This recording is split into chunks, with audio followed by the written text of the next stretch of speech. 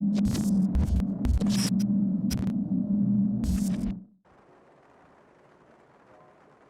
guys, it's Kavari, and today I'm going to be showing you how to get my settings on Escape from Tarkov. It looks beautiful, everything's nice and visible, sharp, vibrant colours. I mean, it's raining now in game, so it's not the best showcase of it, but trust me, it looks sick in the daytime. So to start off with, I'll show you the in-game settings first, and then I will move to the some applications you can use to get better performance in game, and also just to get some visual aid. So I use borderless.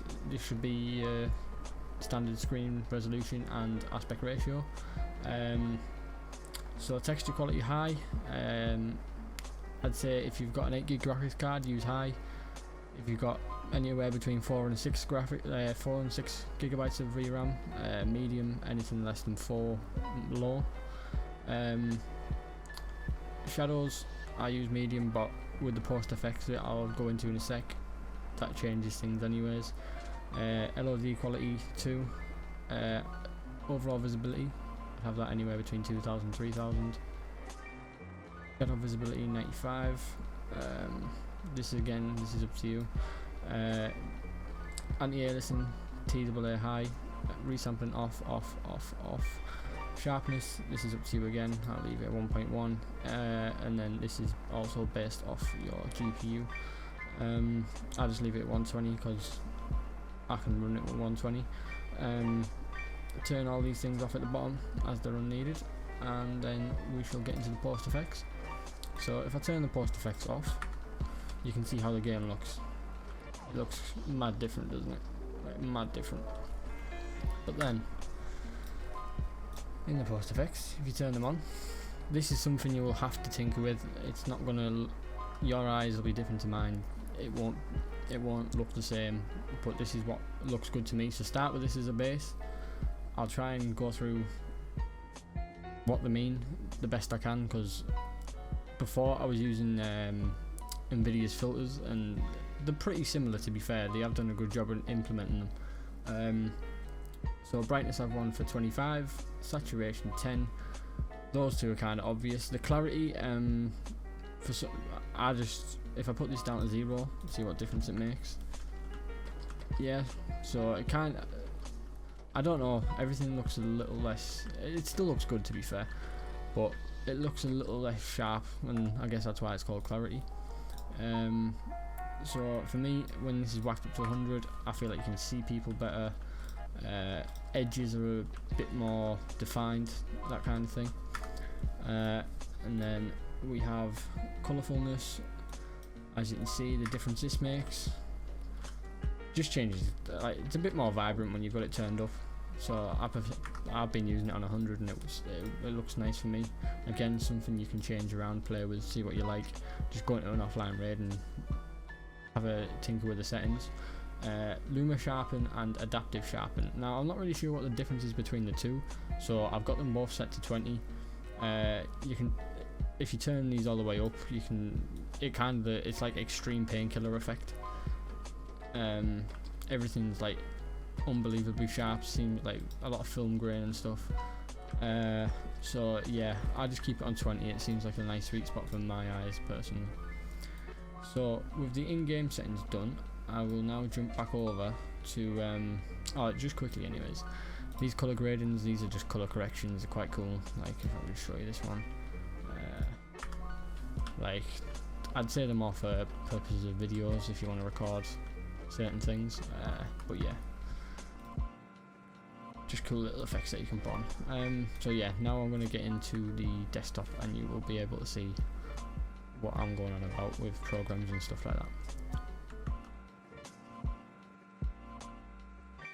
So getting into the programs that I use, Memory Killer is a fantastic one. Tarkov uses a lot of memory while you're playing. Just have this running in the back. All these programs, by the way, link in the description. So trim processes, work and set and clear system cache. You can just press those, but in the options, start memory cleaner windows is always a good one.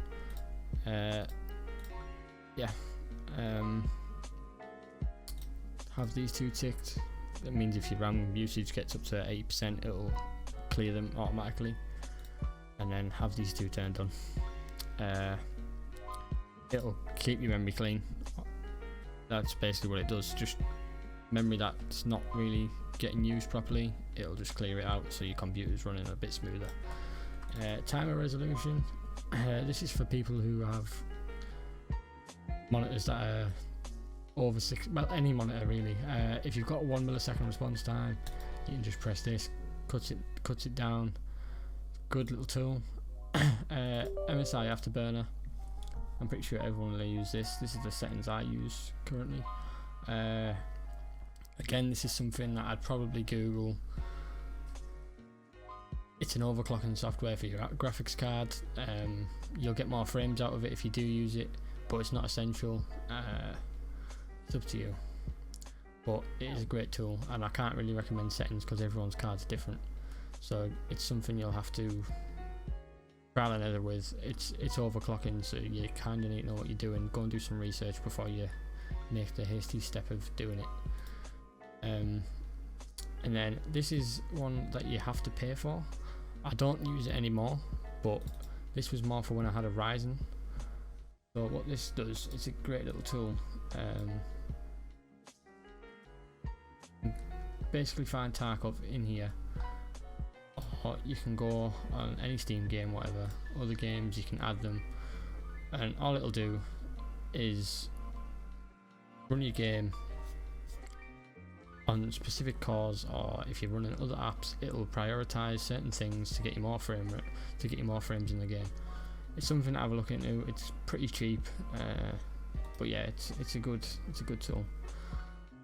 So then the last thing I want to say is in the Nvidia control panel, if you go to manage 3D, actually no, go with just desktop color settings. This is something that again you play around with for your eyes. Digital vibrance, turn it off, the vibrance is higher. I use it on 80%, seems to be good. Then if you go to manage 3D settings, program settings, and then find escape from Tarkov, and yeah, so once you're in this setting, this is a little trick you can use. Some people don't need it, some people might like it. If you turn vertical sync off in this and then turn it on in Tarkov's game settings, it will uncap your frame rate, and that's useful for people with beefy computers. For me, I didn't like it because I don't know, it just kind of felt a bit more choppy, the game, with the frame rate uncapped. So that's just a little tip if you want to use it.